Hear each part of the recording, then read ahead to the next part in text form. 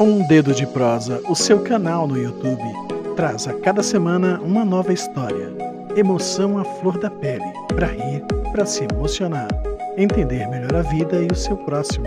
Já somos mais de 2.000 inscritos. Agradeço sua participação. Você é nosso maior legado. Continue compartilhando nosso conteúdo. Deixe seu like, se inscreva se ainda não for inscrito, acione o sininho para novas notificações e, se possível, visite nossa loja. Meu nome é Paulo Sérgio Venerando, tá? Eu sou médico veterinário, me formei pela Unesp em Jabuticabal em 1996. Bacana. Estou aqui em Rio Grande da Serra desde 2000. Desde 2000? Você nasceu onde? Nasci em Franca, interior de São Paulo. Interior de São Paulo. Interior de São Paulo. Maravilhosa cidade, né? É bem bacana, capital do calçado, né? Uhum. E foi até interessante como eu fui parar em Rio Grande, né? Na realidade, a gente nem sabia o que era Rio Grande. Eu tive um cliente em Santo André, né? Eu me formei e fui trabalhar lá em Santo André. Eu tinha um cliente que comprou um dog alemão, um cachorro, né? E aí ele tinha que vacinar esse filhote.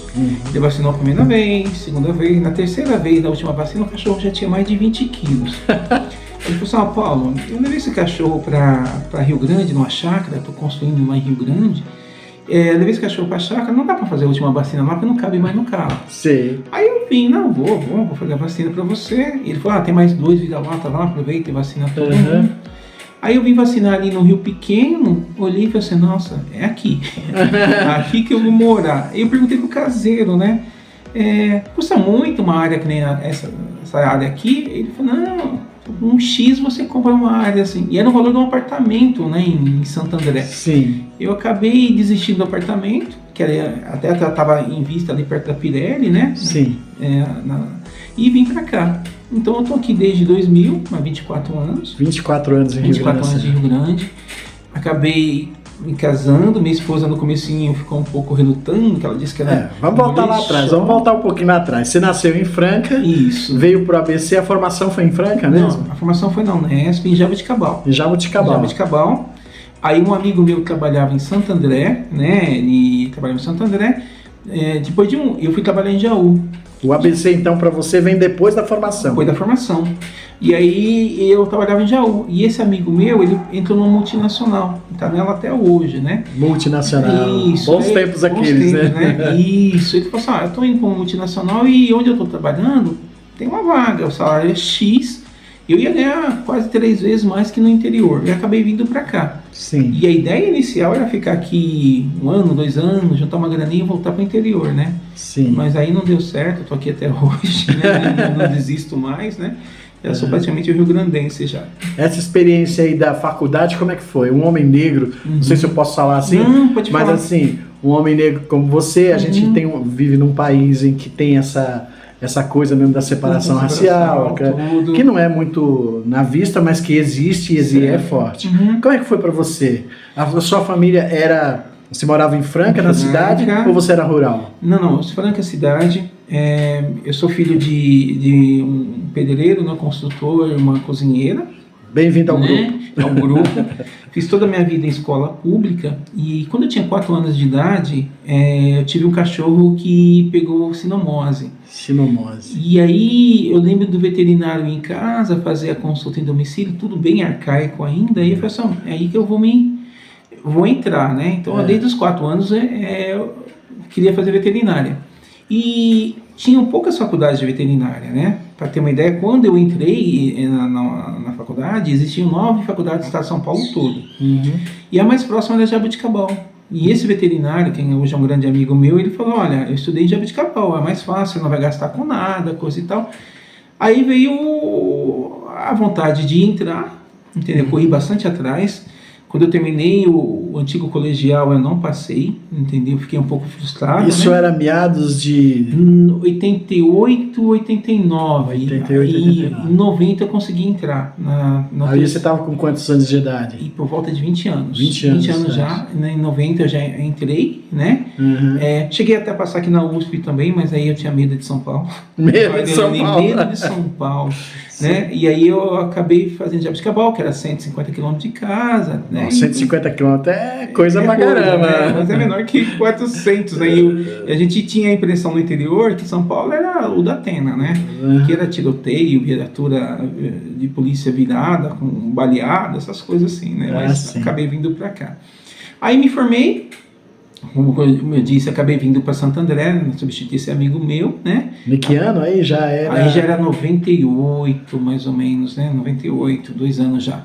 Né? Aí você veio pro ABC numa hora fervilhante, né? Isso. Das greves gerais. Isso. Nossa, e como é que foi isso?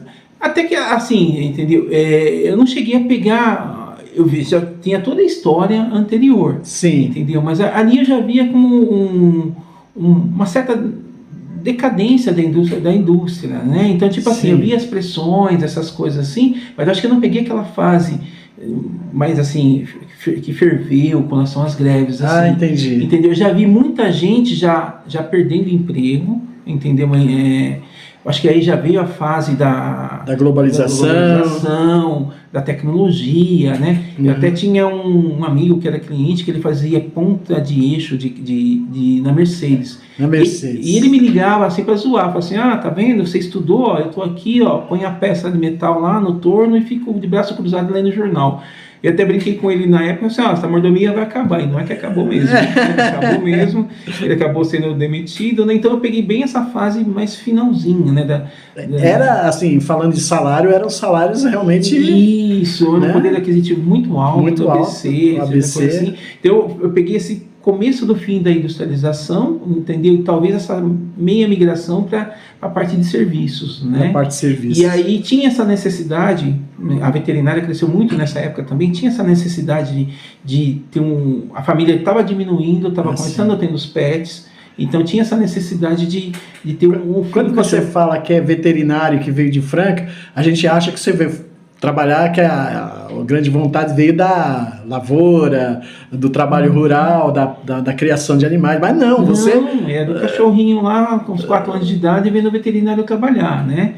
Eu até tive meio namoro com a parte de agropecuária. Eu gostei muito de gado de leite, só que o mercado é bem restrito. Bem restrito. É bem restrito. Um veterinário só toma conta de toda uma região, né? E até esse Machado, que foi que me incentivou, né? Assim, né? Me inspirou a fazer a veterinária. Ele está na faixa de quase 70 anos e ele toma conta das vacas lá da região de Franca, da Jussara, a famosa Jussara aí. Então o leite vem de lá. O Machado tem um dedinho nesse leite. E você veio para uma região em que o poder aquisitivo era maior e que também foi crescendo essa coisa da pet, né? Isso. As famílias foram diminuindo. Sim. E aí foram crescendo os pets. Que bacana, que visão interessante. Isso. E assim, começou com os poodles, né, que é uma raça, quando eu me formei, era o cachorro de madame, e aí tinha negócio de banho em tosa, as coisas e tal. E aí a tecnologia da veterinária foi evoluindo também. Sim. Tá? Eu lembro quando eu me formei, ultrassom, exame de sangue, raio-x era uma coisa bem rara. Bem rara. Hoje você consegue um métier bem grande, no grande ABC, até em Ribeirão, que é mais próximo. Aqui você consegue fazer qualquer tipo de exame, né?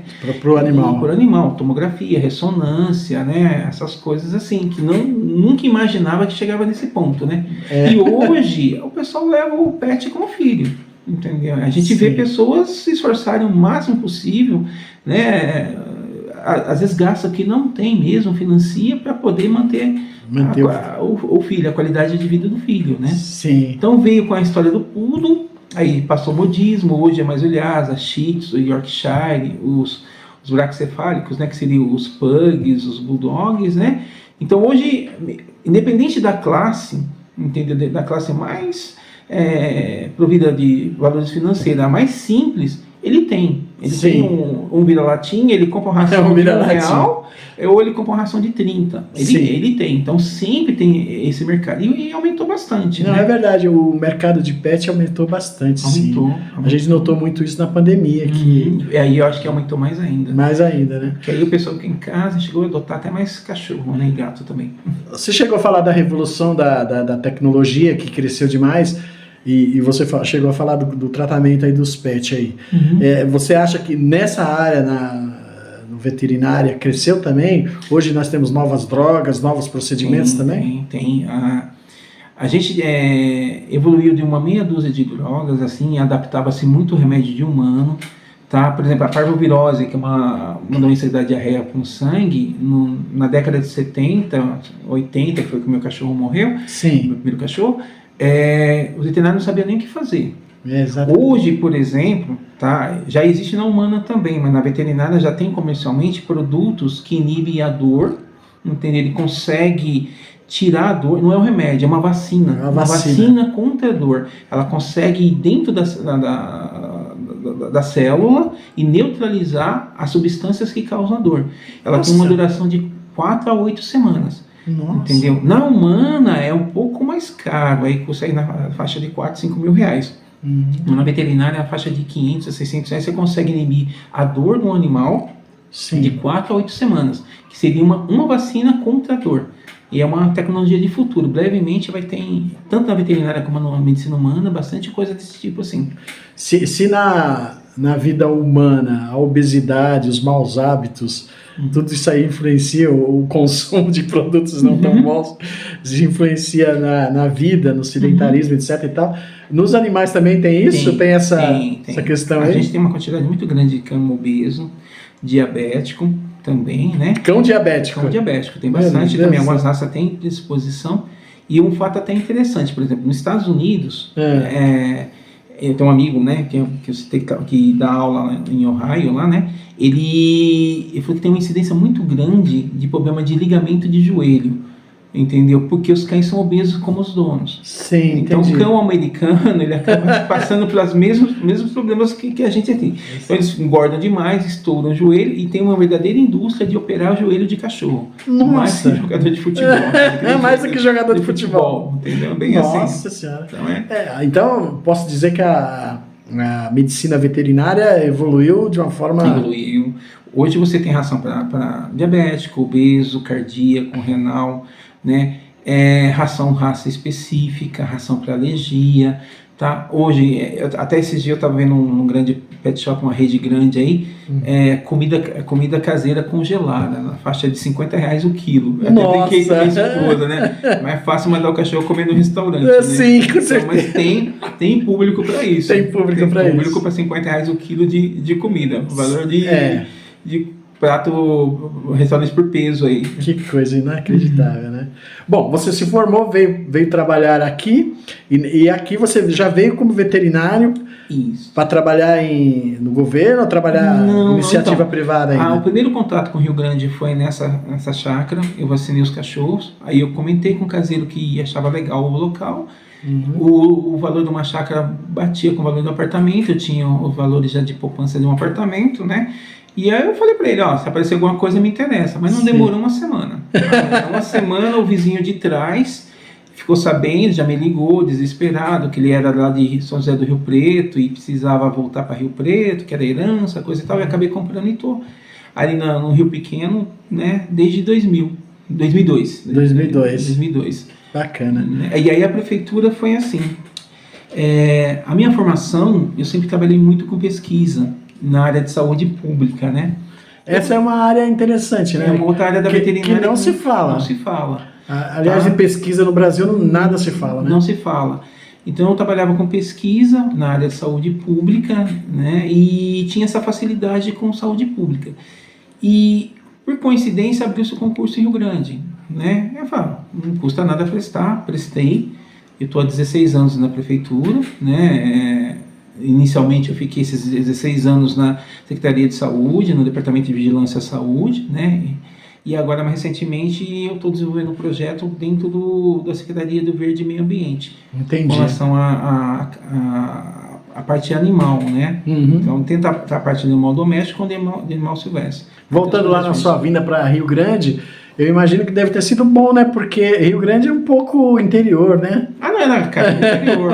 Cara, o clima, né? Bem tranquilo, sem poluição, sem aquela correria de carro. 5 da manhã você escutar o sabiá cantando lá na região que você está é bem assim mesmo. Bem né? assim mesmo, bem tranquilo mesmo. Bem no meio do mato, bem no meio do mato mesmo ali, né? E a esposa aceitou de boa, de Então, a moça do shopping hoje não toca aqui.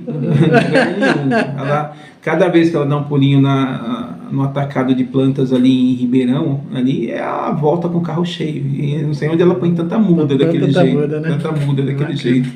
É cientista também, igual ela você? Também. Gosta de pesquisar também, não? Não, então, a Ana é veterinária também. É veterinária. Mas a Ana já tem uma pegada mais de pet mesmo, de pequenos animais, né?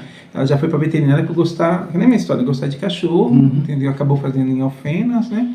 A gente casou em 2008 e ela já veio para cá desde 2008. Sim. Então, tá... Tem filhos, não? Tem uma menina. Tem uma menina? De 12 anos. Bacana. Que disse que vai ser veterinária. Vamos ver. Vai ser... Bacana. Dessa região que você fala, você falou do Rio Pequeno. Rio Pequeno. Que é uma área de preservação muito sensível aqui da cidade e que a gente tem toda uma preocupação lá. Como é que você, com esse olhar de veterinário, de cientista, de pesquisador, como é que você olha, como é que está a relação do veterinário com a área?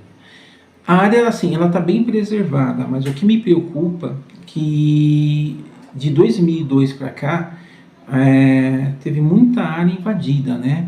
Essa coisa do pessoal grilar terrenos, a gente não sabe quem realmente é o dono e tal, mas assim, na minha rua mesmo, normalmente passava um carro ou outro. Hoje você vê muita gente passando a pé.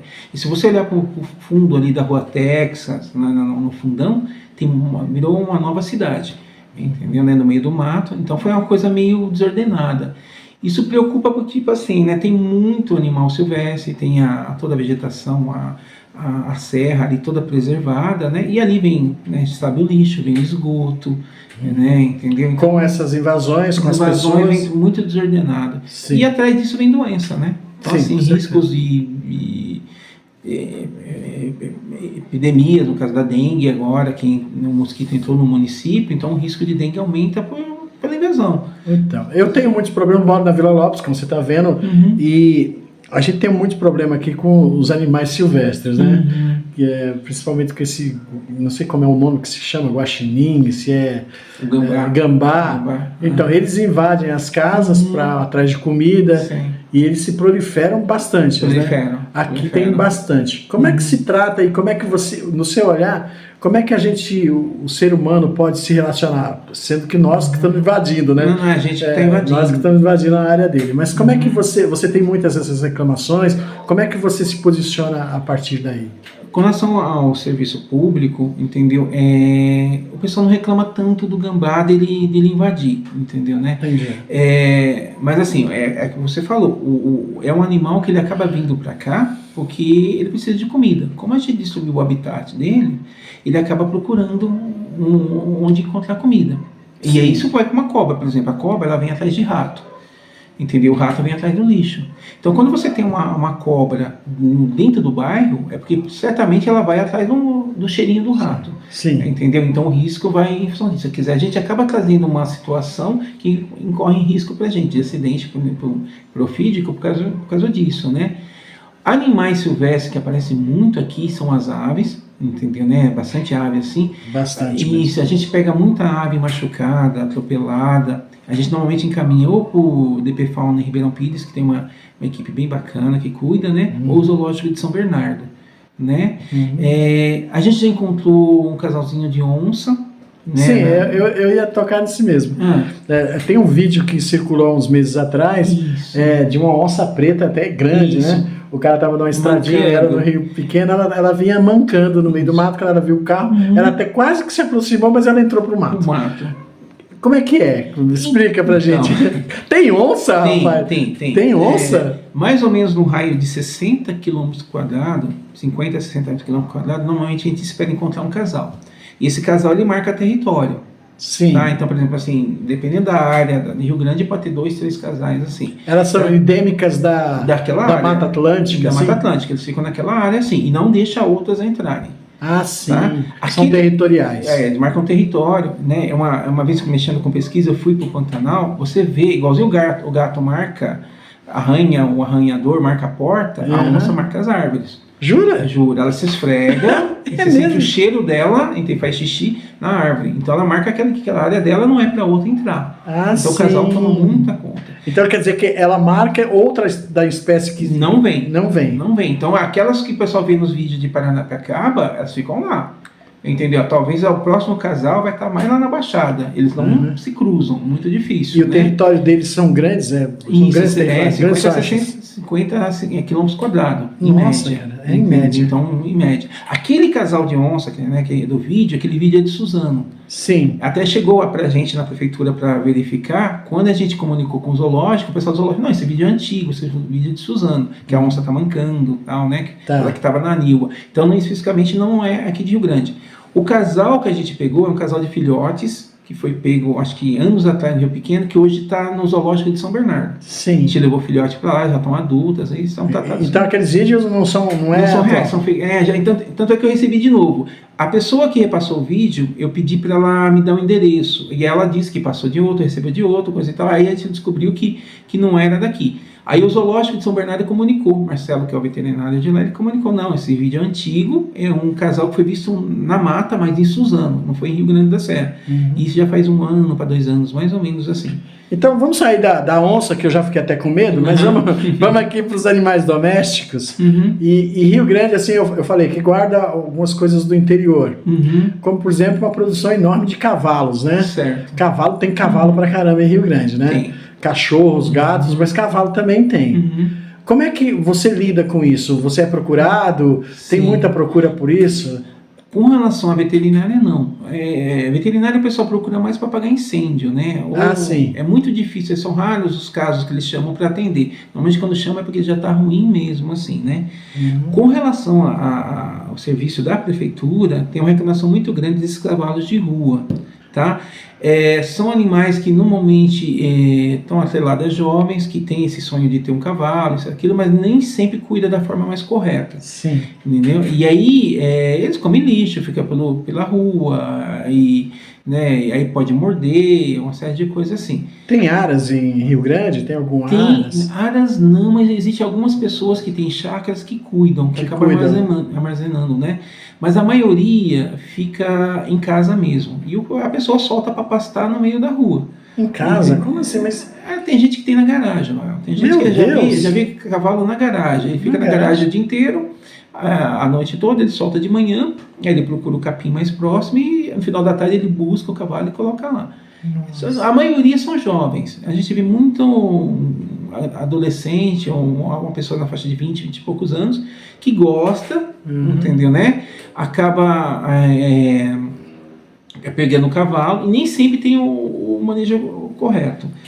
Eu recentemente falei até com uma pessoa dessa que ela se prontificou de reunir toda essa turma, fazer como se fosse uma associação, entendeu? E tentar manter no lugar só. Então eles vão, é uma ideia que foi jogada, a gente vai discutir com eles em reuniões assim, talvez verificar uma área ou pública ou privada que concentre todos esses animais.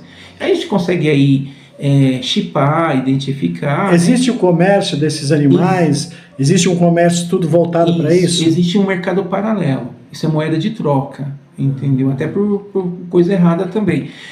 Teve um cavalo que teve uma doença, mormo, a questão de uns 5, 6 anos atrás, que ele veio lá do Nordeste, foi parar lá na Zona Leste, entrou em Santo André com essa doença, caiu na Metodista, entendeu? Mas foi moeda de troca, entendeu? Então, tipo assim, eu presto serviço para você, entendeu? Eu te pago em cavalo. Sim, o chamado rolo. O rolo. Vou fazer um rolo aí. Isso, vou fazer um rolo. Tem um cavalo, eu faço um serviço de pedreiro, eu te pago em cavalo, entendeu? Aí os caras vão reproduzindo o cavalo e vão repassando, né? Existe uma legislação pública específica para o trato desses animais domésticos, que inclua também o cavalo, etc. Isso, a lei municipal já prevê que ele tem que ficar fechado, que não pode ter mais que 10, essas coisas assim. Só que a dificuldade está em identificar quem é o dono desses cavalos. A ideia agora é somente essa, de conversar com essa pessoa, se propôs a começar a reunir, sobretudo começar pela Santa Teresa, e fazer uma espécie de uma associação, entendeu? Um grupo de amigos, né? E aí a gente identificaria, chiparia, entenderia, a gente acompanharia mais de perto. Chiparia seria colocar um chip de identificação. A gente sabe que aquele cavalo pertence a tal pessoa. Se ele foi encontrado na rua, mal cuidado, entendeu, né? Entendi. Essa seria uma forma de a gente controlar, porque realmente a gente vê muito, perto de casa mesmo, no Rio Pequeno, você vê 6, 7 cavalos no meio da rua, com risco para o trânsito, né? risco de carrapato, todas essas coisas. Um pouco antes da pandemia, a gente via muitos animais, pessoas exibindo, até no shopping, às vezes exibindo animais, que além de serem animais, né, domésticos, mas também que eram oriundos de outros lugares do mundo, né? E tem toda uma política a esse respeito, né? Com relação ao exótico, você diz assim? Exato. Exótico, ele vai muito do modismo, né? Sim. Teve a fase do ferret, entendeu? Aí era uma importadora que trazia para o Brasil, depois ela parou de importar os insumos e importar os ferrets, aí vai indo, né? Sim. O problema é quando você sai muito do eixo, fica difícil você encontrar desde a alimentação, né, a parte de sanitária, né, até a própria mão de obra para cuidar. Mas a legislação é muito falha nisso, né? É falha. Eu lembro que no interior nós tivemos vários, aliás, nós temos alguns problemas, um pouco com avestruz, que se, né, criou muitas febre, todo mundo vendeu. Mas a grande febre hoje em dia é aquele do porco, o javali. Que está uma febre, ele está invadindo plantações, Isso, deixar de escapar. Na fronteira do Paraná e Santa Catarina a gente tem acaba plantações enormes. Nossa, assim. ele é muito... E ele mata outros animais também. Um bicho daquele chega a ter 300 quilos, né? Sim. Você imagina, e aí para bater um bicho daquele, você não consegue. O couro é muito grosso. Não consegue, não. Tem que ser que uma arma de grosso calibre não dá nem para sedar. A própria estrutura dele já é... A estrutura dele é muito grande, entendeu? Mas é aquela coisa do modismo. Alguém começa uma criação, entendeu? Se perde, entendeu? E aí o bicho começa a espalhar. Então, né? Mas é também da legislação. A legislação não fiscaliza, não tem... deixa correr solto. No caso das fazendas que tinham aqui, eu me esqueço o nome da cidade, agora não vem na memória, mas do interior de São Paulo, essas fazendas, eles foram lá, atiraram, mataram alguns, mas assim, não houve a procura por outros da espécie, se tinham fugidos ou não, mas a gente soube depois... Que foram reproduzindo. E cada ninhada deles dá 8, 10, né? É muito javali. Javali, não tem, entendeu? E aí, no meio do mato, né, selvagem, fica difícil mesmo, né? Fica, né? E eles migram por grandes regiões, assim, né? Vão atrás de comida, né? Sim. Os animais têm um negócio que chama corredor biológico. Eles vão seguindo uma trilha procurando comida, como nômades, né? Sim. Acabou aqui, eles vão correndo para outros locais. Aí vão migrando, né, aqui em Rio Grande, com exceção, óbvio, dos cavalos, aí, que são bastantes mesmo, nós não temos outros animais, assim, cobras, etc., exóticos, não, que tenham se espalhado na natureza. Espalhado, não. O maior medo que eu tinha aqui em Rio Grande é com relação à população de cães e gatos. Porque é muito animal, são muitos animais, a pessoa não cuida direito, tá? E aí, assim, eu tinha uma angústia muito grande pela prefeitura, né, como funcionário, de tentar controlar. E é sabido assim, se a gente começar a fazer um número X de castrações, que é em torno de 5 a 8% por ano, em 4 a 5 anos a gente vai começar a controlar. E a gente conseguiu fazer um número bom de castrações no ano passado, a gente vai continuar esse ano, né? E aí diminui essa população, porque aí o risco de doença diminui também. Sim. Nos anos antes da pandemia, 2015, 16, 17, a gente via uma profusão de muitos, como é que eu vou falar aqui, viveiros, ONGs que cuidavam desses animais. Como é que está hoje? Não existe? Elas morreram ou estão muito ruins? Existem ONGs que cuidam, mas elas estão totalmente sobrecarregadas, né? Porque o cachorro de raça é bonitinho, todo mundo adota. O cachorro pequenininho é uma maravilha. Maravilha. Todo mundo liga lá no CCC, eu quero um pincher. Tá bom, se tiver um pincher, a gente chama você. Mas você pode ter 5, 6 vira-latas, ninguém adota. Entendeu? Essas ONGs estão cheias, muito cheias assim. Por isso que eu estou falando que a gente tem que tentar controlar a população para ter abandono. Sim. E assim, tanto a parte de castração como a parte de educação. Se a gente pegar essa criança hoje de 4, 5 anos, começar a botar na cabeça dela de que não pode abandonar, que não pode maltratar, entendeu? Daqui a 15, 16 anos, entendeu? Vai ser o adulto. Sim. E aí, com a castração, mais essa conscientização, entendeu? Provavelmente a gente não vai ter tudo isso de animal espalhado pela cidade, né? Teve uma coisa que você falou aqui da comida e me remeteu a uma questão muito polêmica, que é a polêmica do lixo, que em outras cidades é muito grande, mas em Rio Grande é enorme. Né? E quando a gente fala aqui o lixo, a gente está falando de um conjunto de materiais e que tem lá no meio dele o resto de alimentos humanos, etc. e tal, que é jogado fora também. Você acha que esse negócio de jogar esses lixos em várias regiões, e principalmente em regiões onde não tem a urbanização, né? As casas estão mais afastadas, você acha que isso prejudica demais aí também? O que você pensa sobre isso? Prejudica o meio ambiente. Se a gente for pegar, por exemplo, a Jean Letold, ali na Santa Teresa, é comum você ver a quantidade de lixo espalhado durante a madrugada. O pessoal acaba colocando lixo durante a noite, os cães acabam destruindo também. E atrás do lixo, entendeu? Vem o que eu te falei, vem o roedor, por exemplo, o rato. Se o rato está caminhando ali, a cobra sente o cheiro do rato, ela vai procurar o rato. Então ela vai para dentro da sua casa. E mais recentemente a gente tem um problema com a dengue. Então aquele frasco plástico, aquela coisa que foi jogada no meio do mato, até 2 anos atrás a gente não tinha o Aedes aegypti em Rio Grande da Serra, né? Agora a gente tem. Então ele vai começar a proliferar, e com esse surto de dengue que está tendo no Brasil, hoje é uma cidade em potencial de risco de epidemia. Tá? Então esse lixo que o pessoal joga acaba atrapalhando, sim. Eu me lembro que há uns 2 anos atrás você procurou a mim e o presidente do Condema para falar um pouco sobre isso, porque não tinha vigilância, você não tinha condições financeiras de colocar as armadilhas para você fazer a conta dessa questão do Aedes aegypti. O Aedes aegypti voltou a ser uma realidade, muitos casos morrendo aqui, e o ABC potencializando isso. Como é que você dá uma olhada nisso aí? Como é que você vê? O grande problema que a gente tem na Grande São Paulo, sobretudo no ABC, que Rio Grande é a cidade de dormitório. O Aedes, ele vem de carona. Ele vem de carona no carro, ele vem dentro do trem, ele vem dentro do ônibus. Sim. Então, se ele vem de carona, vamos supor, alguém está com dengue dentro do trem, entendeu? Pica aquela pessoa, ela traz a dengue para dentro de Rio Grande da Serra. Como a gente não tinha um mosquito, a doença não conseguia proliferar muito aqui em Rio Grande. Agora, com a presença do mosquito, a gente tem risco. Então, a gente monitora hoje a estação, entendeu, né?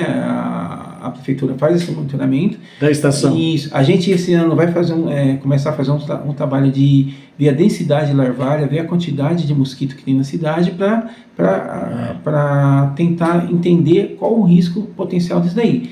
Mas o principal é dentro de casa, né? Essa é a pesquisa, né, que você faz. É a pesquisa que a gente tem que fazer. Se todo mundo colaborar, não deixar lixo, entendeu? Olhar para o seu quintal, entendeu? Dificilmente o mosquito vai conseguir se reproduzir com tanta facilidade. Com tanta facilidade. Isso. E a gente tem uma vantagem aqui, que o clima não é tão propício. Propício aí. Então, tipo assim, o clima é mais frio, a gente até brincava que o mosquito não chegava aqui em Rio Grande porque não tinha teto para pousar. Né? Sim. Entendeu? Mas se você der condição, ele vai pousar aqui. Então, eu não concordo com uma coisinha que o senhor falou aí, eu vou discordar, que Rio Grande não é a cidade de dormitório. Não. Economicamente não é, pelo número da população e pelo número de comércios e empresas que nós temos, não é a cidade. Mas eu sei que é uma coisa politicamente que se fala muito, mas se fala pela ignorância que se tem. Mas concordo também que, assim, é uma cidade que os limites estão muito próximos. Então você tem do lado Ribeirão Pires, que quase se confunde com o Rio Grande. Você tem Mauá, que quase se confunde com o Ribeirão. Você tem a região de Suzano, que é a que mais me preocupa. Hoje está acontecendo na região de Suzano uma coisa, e na Mogiana como um todo, que é um outro ciclo que não é da Billings, não faz parte do roteiro da Billings, mas que é uma coisa que me preocupa. Lá está tendo o Alto Tietê, está tendo nessas 2 cidades que eu falei uma migração muito grande. Tem gente invadindo mesmo, os terrenos diminuíram o tamanho, que antes era 3.000 metros quadrados, hoje eles estão em 500 metros quadrados. Depois desmembra em 250. Desmembrando, exatamente. E aí você tem um aumento da população nessas regiões. E essas regiões têm a mata, que nos separa deles. E aí, é óbvio que a gente está falando aqui de processos naturais, e a gente sabe, igual o senhor falou. Mas aí eu acho que está mais para esse tipo de coisa, dos limites serem muito próximos uns dos outros, e aí você deu o exemplo do mosquito, trazer para cá, não tem jeito. E a gente tem também aí o efeito, talvez, eu não sei, não sou um estudioso da questão, mas também a gente tem também as mudanças climáticas, em que a gente tem, hoje mesmo foi um dia que fez ciclos horrorosos, muito calor, abafado, e aí a proliferação deve ocorrer exatamente por conta do lixo, né? A dengue... joga esses lixos lá e o negócio fica feio. A dengue, o mosquito da dengue, ele começa a aumentar justamente quando começa a diminuir a chuva. Sim. Então, no final de março ali, ó, metade de março para frente, começa a piorar a situação. Então, nós estamos na época do namoro deles. Eles vão começar a reproduzir. Aí, quando começar a seca, que eles começam a bombar mesmo. Tanto é que o governo federal e estadual, ele começa a contar o ano dengue a partir de março, abril. Sim, eles começam a monitorar a partir dali. E tem uma outra coisa que eu conversei com outro profissional que me falou, que é uma coisa preocupante em Rio Grande da Serra, que é a cidade das poças d'água. Isso. Muitas poças d'água que a gente não vê nos limites das fontes, né? E que o danado do mosquito gosta de água limpa. Água limpa, não tem... sobrou um pouquinho, até uma bromélia, entendeu? Uma calha, uma coisa assim. Se deixar, ele está proliferando ali. Por isso que eu falei, como ele entrou, agora é mais preocupante. Então, temos que olhar cada um pelo seu quintal mesmo. Sim. Essa avaliação que o senhor fez aí, que é muito importante, porque nós saímos de uma pandemia aqui também, que foi uma falta de cuidados, né? Embora eu ache que com o presidente que nós tínhamos na época, eu acho que o SUS foi o grande herói de tudo isso, e pessoas como o senhor também, que eu me lembro das suas preocupações, das coisas que o senhor fazia para tentar minimizar as coisas. O senhor acha que a questão aí é mais uma questão educacional mesmo? Eu acho que tudo, como um todo, saúde, ela está muito vinculada à educação, né? Se a pessoa tem consciência do lixo, tem consciência do seu cuidado mesmo, até falando do sistema SUS, se ela tem um cuidado com a saúde dela preventivo, é muito mais barato para a gente do que o emergencial. Então, por exemplo, alguém que tem pressão alta, se ele se passar no SUS, ele já tem a educação de fazer uma visita frequente no médico, na UBS, por exemplo, né?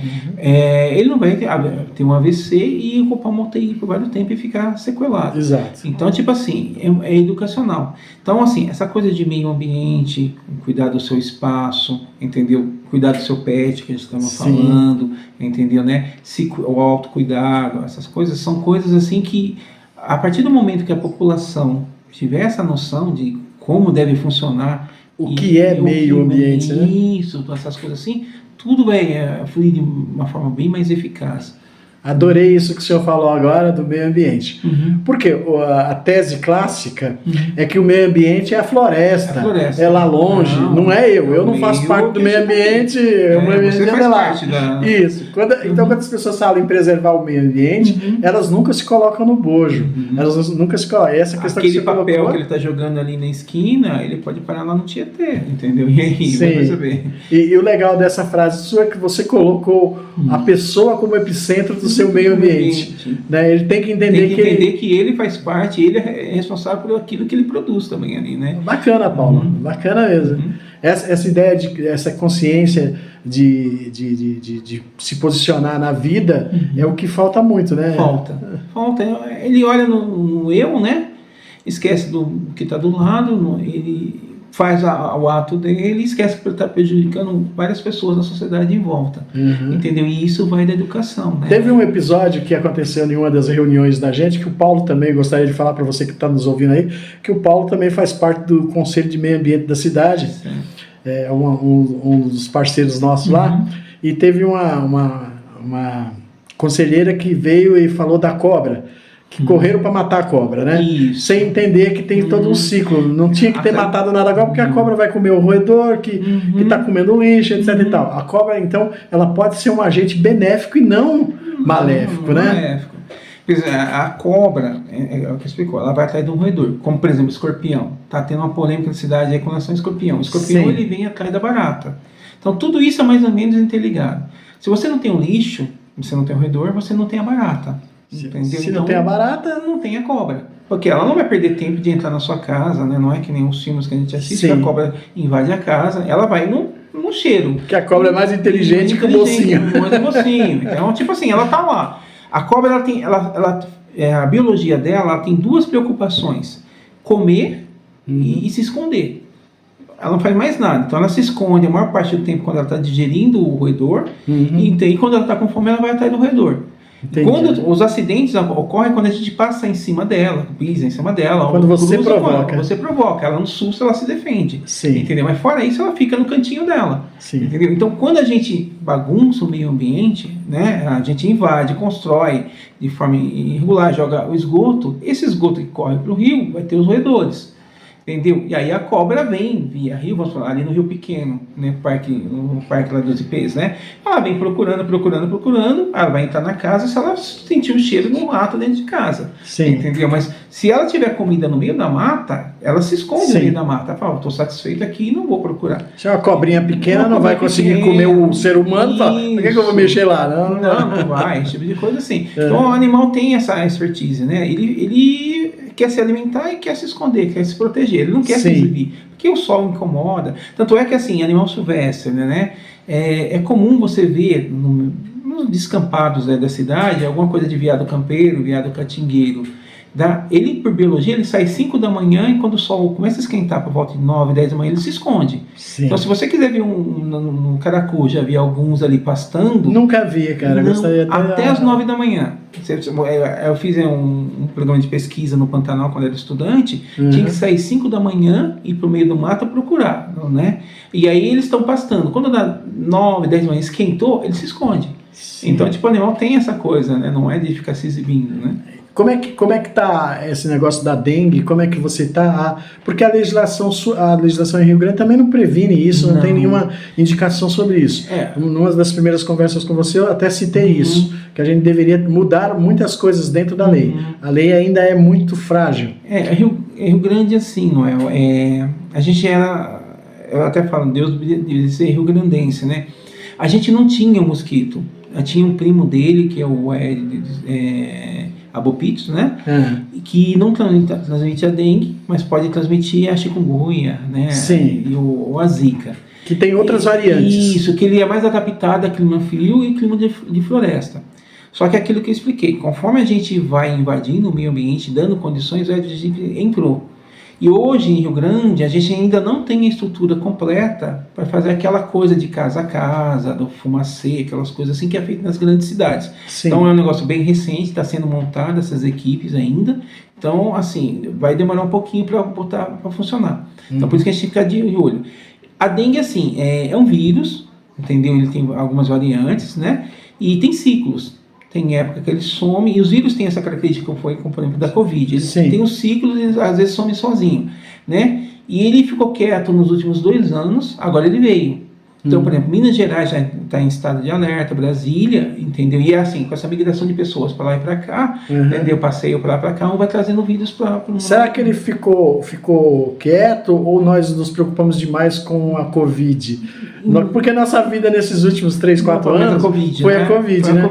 Então a gente não percebeu mais nada, né? Mas os vírus têm essas características, eles têm ciclos. Tem época que eles estouram mais, depois eles retraem, entendeu, né? E dependendo do ano tem variantes diferentes. Ele se modifica e volta. Por exemplo, a Covid está sob controle, entendeu? Mas pode acontecer dela se modificar e voltar, mas mais forte, mais devagar, a gente não vai saber. Mas assim, pode ser que ela volte. Então, em 2018 nós tivemos o chikungunya, muitos casos de chikungunya, que era um nome esquisito, a gente nem gostava de falar, mas que no Brasil teve. Mas que, assim, as faculdades Oswaldo Cruz, essas coisas todas, eles cuidaram tão bem, foram tão rápidos, que eles controlaram essa coisa, né? Mas aí nos outros anos a gente não teve o acompanhamento. Eu me lembro quando você me procurou, nós estávamos na pandemia. Acho que foi 2020, né? 2020 você me procurou. Então, eu acho assim, talvez a gente não tenha nem números para exemplificar isso, não é? Não, está bem baixo. Está bem baixo. Os dados que eu acompanhei, eu estava na saúde até o final do ano, né? Mas eu acompanhava, estava bem baixo mesmo, entendeu? Acho que talvez por essa coisa do ciclo, o vírus ataca, depois ele acaba retraindo, porque o vírus não é bobo também. Não. Ele percebe, tipo assim, se ele ficar matando muita gente, ele não vai ter, entre aspas, matéria-prima para sobreviver. Tem essa inteligência? Essa inteligência. Então ele percebe, tipo assim, ele vai se modificando e vai se adaptando para viver naquele meio. Né? E tem o que a gente chama de portador-são, que às vezes a pessoa tem a doença e não manifesta. Então tem muita gente que fica nessa coisa de portador-são, né? Mas assim, estava sob controle, mas não impede de voltar. Sim. Entendeu, né? Então pode ser que... O fato de estar sob controle não é que tenha sido radicalizado. Ele continua. Por exemplo, meio ambiente também. é uma opinião pessoal minha. Sim. Anos atrás a gente teve problema com a febre amarela. E coincidiu nisso acontecer depois dos acidentes que tiveram da Vale, lá em Minas Gerais. Então, sim. Eu acredito que que uma modificação muito grande do meio ambiente. Sim. Aí tem os corredores biológicos, entendeu? Os animais começaram a transportar o vírus da febre amarela, os macacos, né? Então começaram a descer ali pela região de Campinas, entraram assim em Atibaia e vieram parar aqui em Mariporã. Só que aí pegou toda aquela população sem vacina, por isso que acabou tendo aqueles casos assim.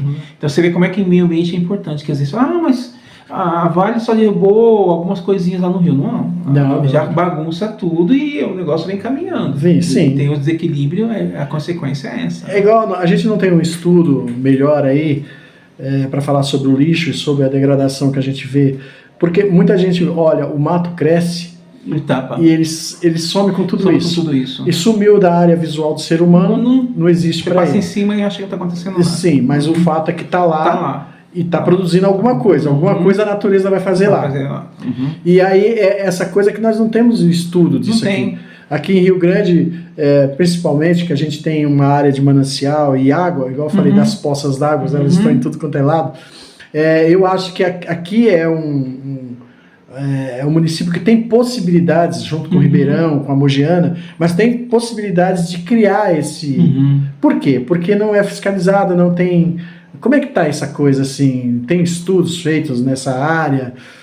Não só para chikungunya, mas um estudo de ambiental, olhando para o que essa degradação vai criar. Porque a gente já nota algumas coisas. Por exemplo, a gente tem aqui uma coisa que estava no interior de São Paulo, que já está invadindo a nossa região. Rio Grande, então, é sensível. Já estou vendo aí muito. Que é uma planta... que ela vai na água, né? E se tiver água-pé. Ela vai na água e se tiver muita quantidade de coliformes fecais, ela adora porque isso tem... O água-pé é uma planta muito adaptada tem 4 regiões assim do rio, né? De uma área degradada na água, né? Ela gosta muito de matéria orgânica. Então, onde tem matéria orgânica, ela se desenvolve com muita facilidade. Aquela sua região, eu estive vendo algumas chácaras que estavam interessadas, e eu notei muito isso. Você quase já não vê mais os veios d'água. Você só vê o água-pé. Você chega aqui na SP, tem aquele onde queriam fazer... O espelho d'água está acabando. Acabou. Muita gente falava que aqueles canos iam atrapalhar a visão, etc. Tal. Eu vou até colocar uma foto aí para o pessoal olhar. Achava que aquilo ia atrapalhar, só que aquilo lá que está segurando um pouco o água-pé para aquele nicho de água. Exatamente. E nós tivemos alguns eventos assim estranhos, que me foge assim a compreensão, como não se achou o motivo da mortalidade de peixes em algumas regiões.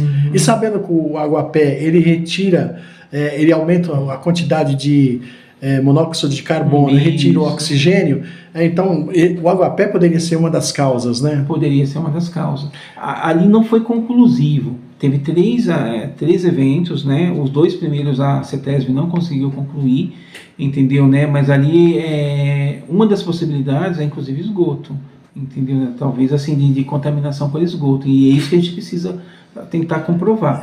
Eu não tiro nem que não sejam as indústrias poluidoras que nós ainda temos aqui, embora as pessoas falem, elas estão numa área que pertence a Santo André, mas elas influenciam em todo o ecossistema ali. E eu digo o seguinte, pode ser que no passado aquela quantidade de produtos químicos jogados na água não influenciava nos peixes, mas hoje qualquer quantidade influencia porque os peixes já estão muito cercados, a área deles sobreviverem está muito cercado. E a gente vê a proporção de água-pé crescendo pelo Rio Grande. Que indicaria a contaminação. Exatamente. E aí a gente tem que fazer um estudo. Até convido o senhor para participar, o professor Adelino, vamos fazer esse estudo aí, já tiramos as fotos, estamos colhendo água e vamos fazer um estudo para a gente determinar se esses aguapés, porque eu também não entendo, assim, o senhor que é um pouco cientista, por que não se tira os aguapés aqui da represa? Dá para fazer a dragagem, né? Mas é aquele detalhe que eu falei, ela vem naturalmente. Entendeu? Foi o exemplo que eu dei numa reunião lá do Condema, que assim, apesar de ser de Franca, uma fase da minha vida eu fiquei em Birigui e Araçatuba. Sim. E o rio Tietê, ele era limpo a partir de Barra Bonita. Né? Você via Aguapé até Barra Bonita. Acima de Barra Bonita o Tietê era limpo, tem as prainhas, as coisas assim. E os meus amigos que moram lá em Birigui ainda, em Araçatuba, estão dizendo que o Aguapé chegou até lá. Não tem. Isso, então o Tietê ele começou a contaminar até lá em cima. O que levou isso? Talvez a contaminação por esgoto, industrial, essas coisas, mas assim, o Tietê, ele, na teoria, ele está morrendo acima de Barra Bonita, que era uma área que ele estava vivo ainda, ele está morrendo aos poucos lá, entendeu? Agora, é um marcador. Se a gente está vendo Aguapé, entendeu, que alguma coisa de errado está nessa água. Sim. Então a gente precisa, dá para tirar o Aguapé, fazer uma dragagem? Dá para fazer uma dragagem. Pode até usar isso como biomassa, essas coisas assim. Só que o problema, assim, estaria em resolver qual é o contaminante. Sim. Entendeu? Será que está caindo esgoto lá? Será que Será não? Está caindo esgoto. Essas coisas assim. Tentar eliminar isso, né, para resolver. Na minha cidade mesmo, capital do calçado, Franca, tinha muito curtume. E assim, você não conseguia andar na cidade com aquele cheiro de coisa que jogava em curtume. A própria Sabesp criou um programa de despoluição na cidade que hoje você vê água limpa passando pelos... É bom explicar para as pessoas, que muitos não sabem, mas curtume é couro. O couro enriquecido, ou, sei lá, ou industrializado, né? Ele passa por vários banhos químicos e vai sobrando... Aquilo é um negócio verde, fedorento, que cai no rio. Cai no rio. Hoje não, hoje a legislação é diferente, né? Entendeu? E aí eles tiveram que se adequar, e com a coisa da Sabesp fazer a despoluição, hoje os rios lá da região saem limpinhos, a água é cristalina. A água sai cristalina. Porque eles fizeram os coletores, né? Joga na estação de tratamento, essa estação trata uma cidade de quase 400 mil habitantes, e a água que sai da estação praticamente é utilizada, né? Cristalina mesmo. Sim, bacana. Então, falando nisso aí de meio ambiente e essa coisa, como que a gente pode trabalhar isso no sentido de minimizar? A gente sabe que a Sabesp ela tem que fazer a parte dela, porque ela nos cobra pelo tratamento do esgoto, pelo menos é até onde eu sei. Isso. Se bem que na minha conta, antigamente, antes da pandemia, vinha tratamento de esgoto. Hoje não. Hoje vem afastamento do esgoto. Exatamente. Se esse esgoto está sendo afastado, e para onde? Mesmo assim, é responsabilidade dela. Se ela está afastando esse esgoto para a represa, e para uma represa pequena, que é igual nós temos aqui, os pequenos córregos e o pequena margem da represa, e principalmente lá na sua área, onde você está lá no Rio Pequena, que lá os riachinhos começam por lá. Por lá para alimentar a exatamente, para vir trazer para cá. É um fluxo estranho, né? Mas é o que acontece. Começam lá. E aí, o que nós podemos fazer? Só a educação não resolve? Não, eu acho que fiscalização também. Essa coisa de estudo que você falou é uma coisa interessante. Eu acho que aí as universidades, sobretudo as públicas, entendeu? Tem linha de pesquisa. Acho que o município poderia fazer alguns acordos assim, entendeu, né? Porque tem pesquisador interessado nisso. Aí você entender todo o processo, aí você pode lançar ferramentas para poder consertar. Uma seria educação, depois eu acho que conhecimento de tudo o que acontece, entendeu? E sabendo qual é a causa, qual a gravidade da causa, é trabalhar com ferramentas para eliminar esse tipo de coisa. Entendeu? Sem o conhecimento de como tá, que eu te falei, do Aguapé, é fácil dragar e tirar o Aguapé. Mas se não souber de onde está vindo, como é que está vindo, qual a quantidade, fica difícil você planejar e fazer um tratamento disso. Mas acho que é uma coisa interessante de se encostar com alguém de universidade, entendeu, né? E falar, olha, tem uma situação assim, né? E como é que a gente pode pesquisar, entendeu? E buscar dados para fomentar um projeto maior. Uma das maiores mentes e um dos maiores pensadores do mundo, Einstein, já dizia que a nossa tecnologia ultrapassou em muito a nossa humanidade, né? E eu uso muito isso nas minhas frases, nos meus programas, para a gente tentar equalizar essa deficiência humana de preservar o seu meio ambiente, de tentar entender que se insere num contexto, não é? Ele está se autodestruindo. Exatamente, porque a própria religião nos tira do contexto, dizendo que nós somos especiais, etc e tal, outras ideologias também, mas eu vejo assim, que a gente precisa fazer o debate com pessoas como o senhor, assim, mais abertas às possibilidades. Por quê? Porque se tem uma coisa ruim do bolsonarismo, do crescimento da esquerda, também tem alguns pontos aí que é legal, porque muita gente se debatia, o senhor falou da USP, por causa entrou na USP, né? Se debatia muito os núcleos fechados da USP, que era tudo fechados e tal, e a gente achou, a USP é a quarta maior do mundo, se não for a terceira agora, porque eu acho que a do México, que tinha no México era enorme, mas eu acho que a USP até é a terceira. Mas vamos lá, o que eu ia falar com isso? Eu ia dizer que a área da pesquisa tomou uma nova insurgência. Ela saiu das faculdades e ela quis seguir aí um modelo americano, por exemplo. E a gente tem muitos pesquisadores que, por exemplo, nós tivemos aqui a descoberta do supercondutor. Foi um rapaz que dava aula na Unicamp, mas ele fez um trabalho todo fora, num laboratório que ele criou. O senhor vê se essas possibilidades da pesquisa. Outro dia eu estava ouvindo ali o presidente da CNPq falando que o cientista começa no menino que quer saber o que tem dentro do gato, curioso, né? Do curioso, ele quer entender. E que nós estamos matando muito isso na educação e em outros processos. Como é que o senhor vê a área da pesquisa, já que a gente está falando aqui um pouquinho de pesquisas e tantas necessidades aí, não só no Brasil, mas no meio acadêmico? Como é que o senhor dá uma olhada nisso? Eu fiz doutorado na Unifesp, né?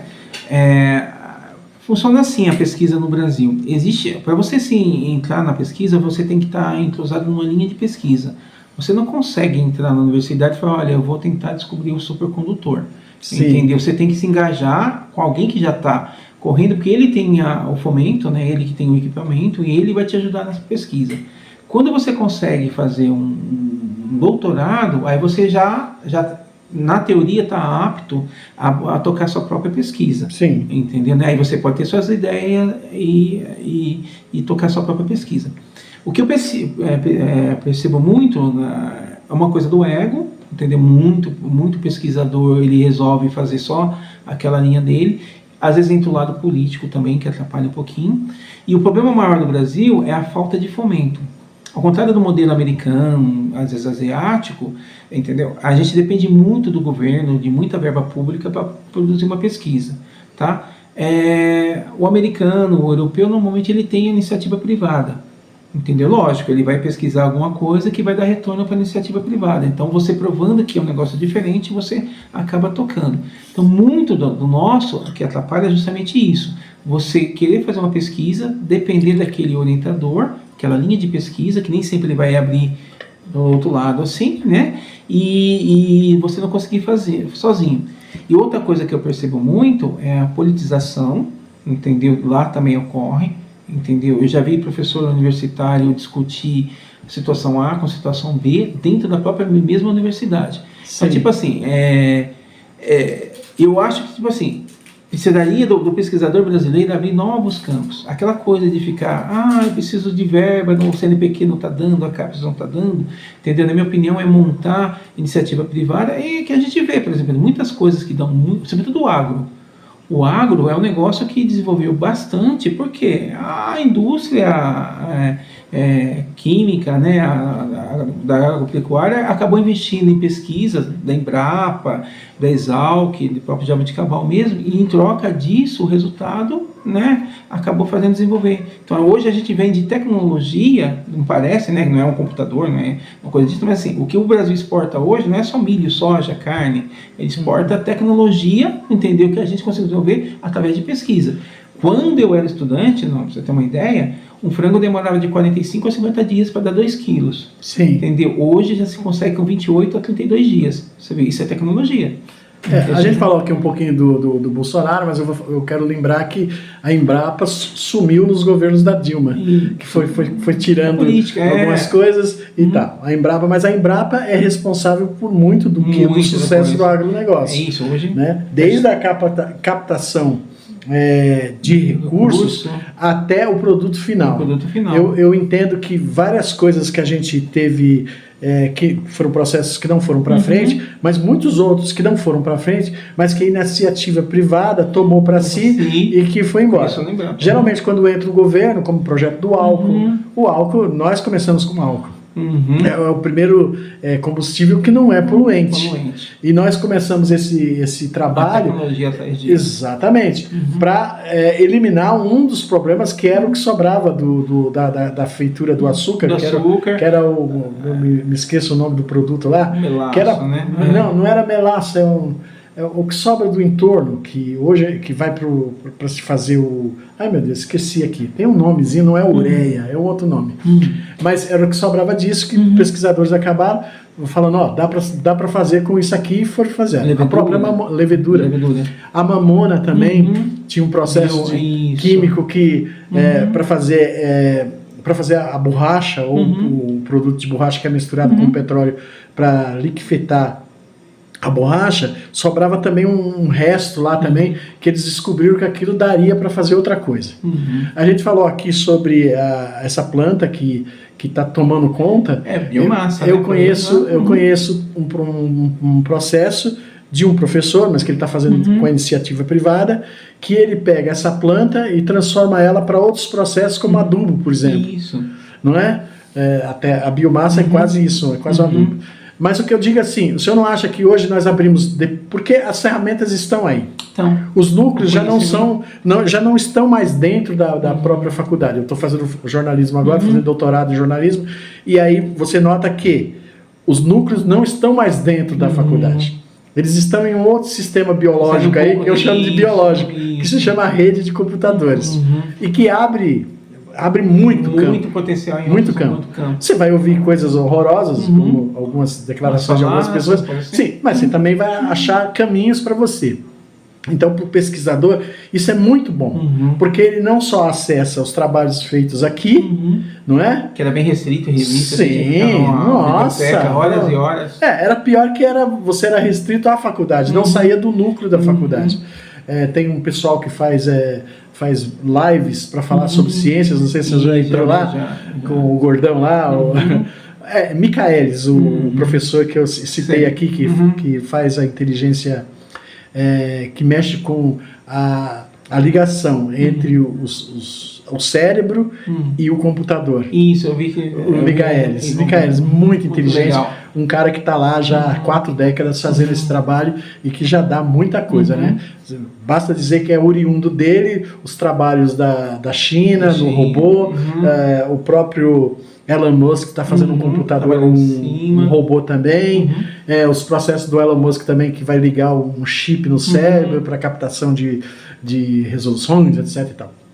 Então, o que eu falo? O senhor não acha que com essa ferramenta fantástica que é a internet, as redes, também as redes sociais, porque elas possibilitam, elas nasceram exatamente para isso, né? Para que um cientista falasse com outro, um que está no Brasil, outro que está lá na Europa, etc. Tal. E hoje a informação passa mais rápido, né? Antigamente tinha que publicar no papel, ia até sair, ficar aquela expectativa. E hoje você pode fazer as contraprovas. Você joga lá e já sai, entendeu? É por isso que eu não aguento o resultado que deu aqui da CETESB. Eu não aguento e nem posso aceitar. Né? Eu mandei uma carta para a CETESB me metendo o pau, porque eu não posso aceitar. Vezes, né? 2 vezes. Sim. Por 2 vezes eles me mandam um relatório em que eles não conseguem descobrir o que é. Pera aí, tá errado, não tá? Porque com todas as ferramentas que eles têm, com todo o sentido aguçado de núcleo e tecnológico que tem, como não consegue chegar a um resultado? Talvez é porque eles já saibam o que é e tocar nesse assunto é um pouco irrelevante. Mas o que eu diria, o que o senhor acha disso tudo? Com a tecnologia ajudou demais? Como é que o senhor desenrola essa coisa aí? O meu primeiro e-mail, pra você ter uma ideia, na faculdade... E-mail, tá longe? Primeiro e-mail foi assim, a rede pública USP, Unesp e Unicamp arrumaram um provedor, que era a FAPESP, né? E aí soltaram lá na Unesp que você poderia conversar com o aluno na USP pela internet. Entendeu? Então você era aquele computador enorme, aquela sala enorme, tinha os terminais, você digitava ali, entendeu, né? Aí demorava para chegar via linha telefônica de escada, chegava aqui na USP, aí o colega daqui da USP respondia para você, coisa e tal, entendeu? Agora você me imaginar que tá tudo dentro de um celular hoje, entendeu? E que você consegue falar em tempo real com uma pessoa lá na China, Dubai, essas coisas assim. A comunicação está muito rápida, e comunicação rápida as ideias, os conhecimentos passam muito rápido. A solução de problemas. Isso, por isso a molecada consegue... Nossa, a molecada está muito para frente, né? Porque realmente eles pegam muita informação. Sim. Uma coisa que você tinha na biblioteca, abria a Barça, lembra da antiga Barça? Abria, lendo. Hoje o moleque joga no Google, ele pega, aparece lá 50 opções, 100 opções. Mas é muito superficial, né? Isso. Eu tenho, na minha sala, eu tô com 60 anos, mas eu acho que sou o único da sala. Eu não sei os outros, mas assim, nas outras salas, mas eu sou o único da sala. A média de idade é 24 anos. Então você nota que os alunos se perdem demais. Pouco usam a internet para que ela serve. Eu, por exemplo, uso para tudo. Eu não tenho problema, o professor pede uma coisa, eu vou lá, para mim é rápido. Né? E é mais focado, até com o meu tutor, eu falando com ele, até critiquei. Porque eles focam na importância do trabalho. Eles focam na importância, é como se você estivesse na escola de primária, da importância de você ter uma profissão, da importância do jornalismo, daquilo lá. E é cursos e mais cursos jogados nesse sentido. E eu falava, não, a gente podia estar usando aqui para outras coisas. Mas vocês colocam isso, eu até entendo. Porque o aluno não faz o trabalho de casa, ele não faz. Ele não tem essa... Olha, é que eu falo, um professor meu falou uma vez, né, que a internet é como se fosse um grande supermercado, né? Sim. Aí você compra o que você quer, entendeu? Exatamente. E hoje em dia eles olham para a prateleira e pegam o primeiro que aparece, sim, analisa, como tudo na vida. Sim. Entendeu? É muito fácil hoje.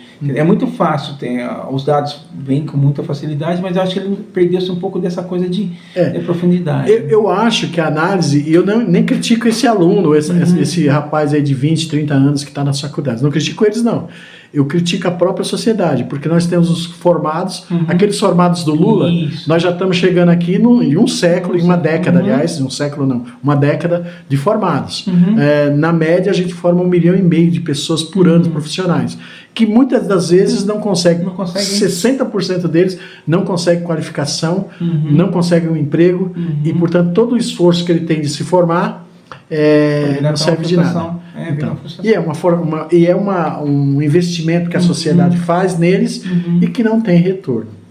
Não é muito por aí. Eu pego nessa pegada aí. Então, acho que a informação hoje ela é plural, ela é mundial, ela é acessível para qualquer um. Eu viajei outro dia para Santa Catarina, uma cidade pequenininha lá de Penha, que só tem o Beto Carreiro, só isso. E aí você vai andar pela cidade e você vê o mesmo estilo de pessoa que você encontra em Mauá, que você encontra a mesma pessoa. Voltadas sempre para elas, sempre olhando para elas, nunca vendo o mundo. Windows TikTok da vida. Exatamente. E aí você nunca vê o mundo. Por isso que é importantíssimo as suas participações, você falar, as pessoas estarem aqui. A ideia é realmente assim, um pouco da experiência que eu consegui ter, entender. Eu gostaria de compartilhar e que muitas pessoas pudessem ter a mesma experiência e felicidade de formação, né? E ter essas conversas boas aqui que a gente teve aqui, que é fantástico. Doutor, foi um prazer tê-lo aqui. É uma coisa que já tinha feito o convite há muitas vezes. Graças a Deus você está aqui. Eu que não sou religioso falei graças a Deus, mas é assim mesmo, é a cultura. Então, foi muito bom tê-lo aqui. Obrigado pelo convite. Infelizmente, já tem mais de 1 hora que a gente está conversando. O nosso limite de tempo chegou ao fim. E agradecer principalmente pela sua colaboração, pela sua paciência, por dispor do tempo para estar aqui com a gente.